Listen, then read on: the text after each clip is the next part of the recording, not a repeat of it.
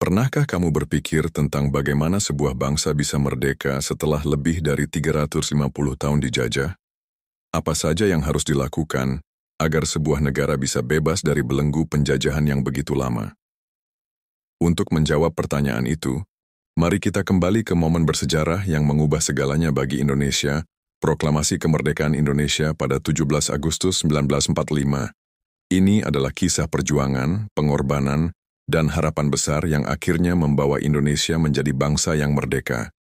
Yuk, kita mulai ceritanya. Sekitar 1 abad lebih, Indonesia berada di bawah cengkeraman penjajahan. Penjajahan Belanda dimulai sejak abad ke-17 dan berlanjut hingga tahun 1942, digantikan oleh penjajahan Jepang selama Perang Dunia II. Begitu banyak kisah penderitaan dan perjuangan rakyat Indonesia untuk meraih kebebasan. Namun tidak banyak yang tahu bagaimana perjuangan tersebut pada akhirnya berbuah manis. Indonesia yang begitu lama terjajah, akhirnya bisa menyatakan kemerdekaannya pada 17 Agustus 1945. Namun apa yang terjadi sebelum dan sesudah momen tersebut? Mari kita telusuri bersama. Penjajahan Belanda di Indonesia bukanlah perkara singkat.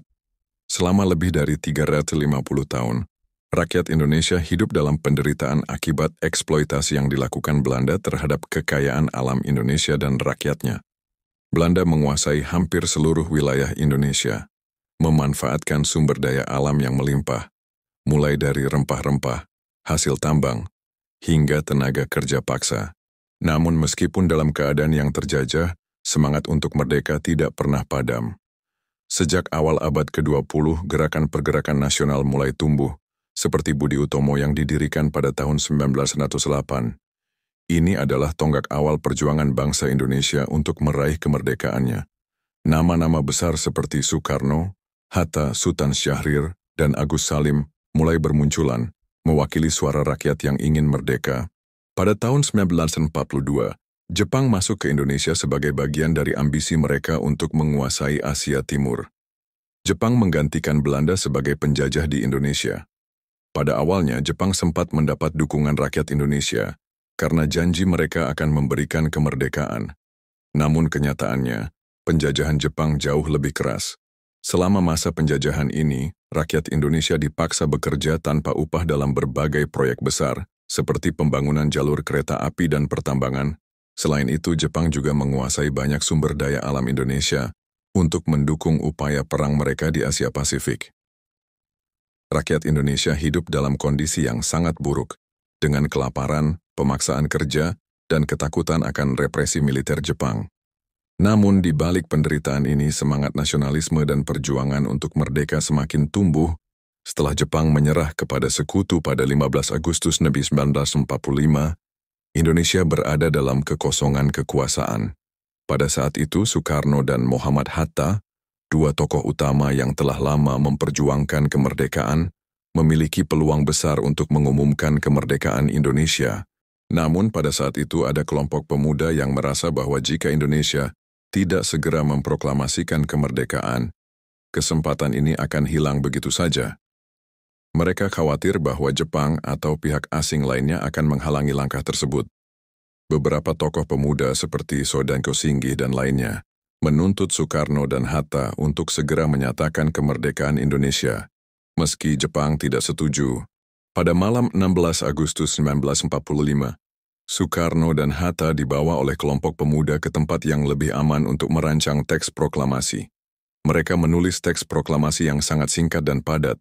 Begitu pagi hari tiba, tanggal 17 Agustus 1945, dengan semangat yang membara, Soekarno memproklamasikan kemerdekaan Indonesia di hadapan rakyat Indonesia.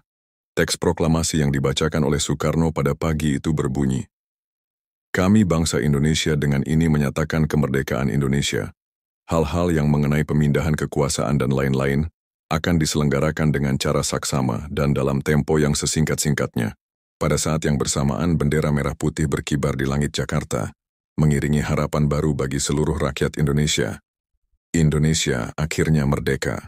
Setelah proklamasi, Jepang tidak memberikan reaksi yang besar karena mereka sudah terdesak akibat kekalahan dalam Perang Dunia II. Namun perlawanan terbesar datang dari Belanda yang berusaha kembali menguasai Indonesia. Indonesia tidak tinggal diam.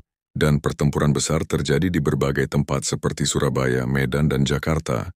Namun meskipun kekuatan Belanda jauh lebih besar, semangat juang rakyat Indonesia yang tak kenal lelah membuat Belanda kesulitan merebut kembali kendali. Pertempuran ini dikenal dengan sebutan Perang Kemerdekaan dan berlangsung selama beberapa tahun. Dengan banyak pengorbanan dari pihak Indonesia, selain perlawanan fisik, perjuangan Indonesia untuk mendapatkan pengakuan internasional juga sangat penting.